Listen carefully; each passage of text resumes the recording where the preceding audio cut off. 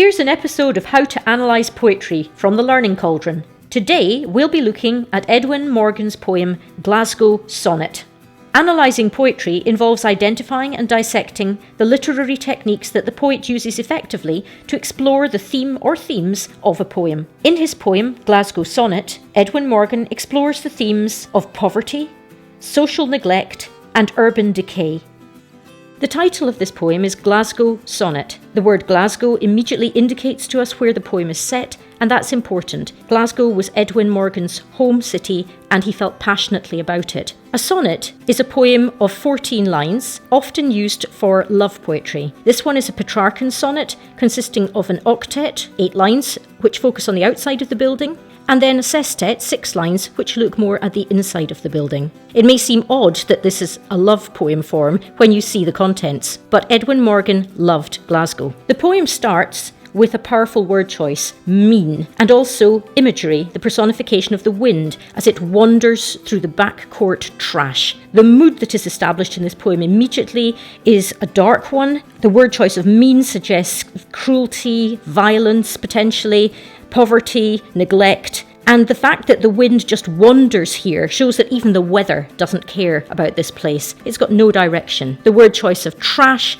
connotes rubbish, and once we read this you will see that perhaps he's even saying that the humans here are almost being treated like rubbish. The next example of imagery follows close behind. Hackles on puddles rise, and if you've ever seen a dog or a cat angry, you will know what hackles are. It's the hairs on the back of their neck that rise up when they're under pressure. And if you imagine puddles being blown by this wind that's blowing, the water rises up in hackles. It's a great image, and again it adds to the idea of negativity that's already been created in the first line. Inanimate objects, such as puddles, are given life here, and the mattresses puff briefly, which is a lovely vision if you imagine them just being blown up and then falling down again with a gust of wind. This sounds like a ghost town almost. The word choice of play fortresses is interesting here. First of all, the play suggests that there have been children here, and the thought of children in this terrible, bleak place is shocking. But also it sounds as if they are trying to protect themselves, perhaps the people here who are left are trying to protect themselves against this terrible poverty. And the fact that it's a play fortress shows that this is no defence. The sound of brick and bric-a-brac being just odd items, again given the idea of somewhere where there's nothing important, nothing valuable. The sound here is very effective. We've got the short staccato k sounds, and we've got the harsher alliteration of b as well. The word choice of ash is also effective here. Ash is what is left when a fire has burnt out and there is no life in it, and that somehow seems to add to the mood of this bleak place. We're told that 4 stories of the building have no windows left to smash, which again adds to this feeling. And then in the 5th, another use of sound here, chipped sill.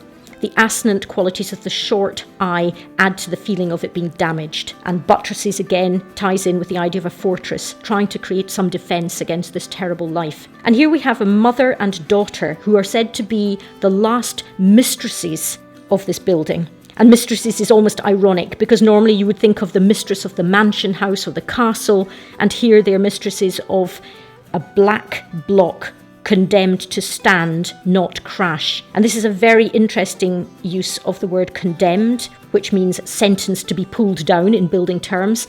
And here, instead of being sentenced to be pulled down, crash, it is sentenced to stand. And that means that these poor people are going to have to continue living here. It's considered to be fit for them to inhabit. Again, we've got here the short k sounds, black and block, and the harsh aggressive b repeated from above here. As we're moving into the sestet, where we see the inside of the building, we're told that the cracks deepen and the rats crawl. Lovely long A assonant sounds there, just to really make us ponder over that. And the word choice of crack is interesting in that this could be cracks in society, which are being symbolised here. The idea of rats crawling is enough to, not that I have anything against rats personally, of course, is enough to send anyone into the corner of the room. And the idea of living in a place like this, it's extremely evocative word choice by Morgan and very effective to give us a feel for this place. Moving on to the next line, there's an excellent example of personification, which is where an inanimate object is given human characteristics. And here it is the kettle symbol of the home, the cup of tea, the warmth, the comfort, which is whimpering. Whimpering suggests a pathetic little sound, almost as if even the kettle is despairing at the conditions that the people have to live in. And this is interesting here, on a crazy hob. It's not the hob or the means of heating that is crazy here, but perhaps the poor man who lives under these conditions, who is slowly losing his sanity from having to endure such circumstances. So this is a transferred epithet where the adjective is applied to something else and not to the person. Here we have another example of imagery which is very effective. Roses of mould, the metaphor. Now roses, it's interesting here, we talked about this being a sonnet and the sonnet being a form of love poetry. Roses are symbols of love and romance, but the roses here are very far from that. These are roses of mould, grey or green substance that's actually growing up and down the walls of this tenement flat. And you can imagine how horrific it would be to be living in such circumstances. The man who inhabits this flat lies late. The L sound, the alliterative L sound, slows it down and it adds to this impression of him lying for a long time. Why? Because he's lost his job.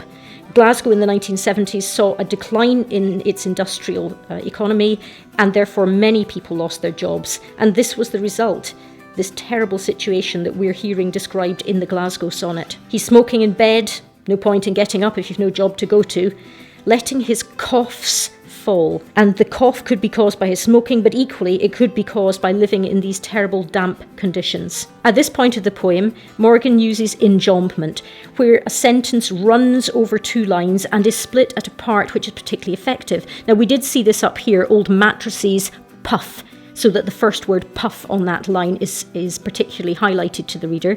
And here we have his coughs fall thinly into an air too poor to rob. The fact that the word fall comes at the end of this line is effective because then we fall onto the next line along with the cough. And Morgan then finishes with an extremely effective transferred epithet, where instead of him describing the man as being poor, it is the air that is too poor to rob.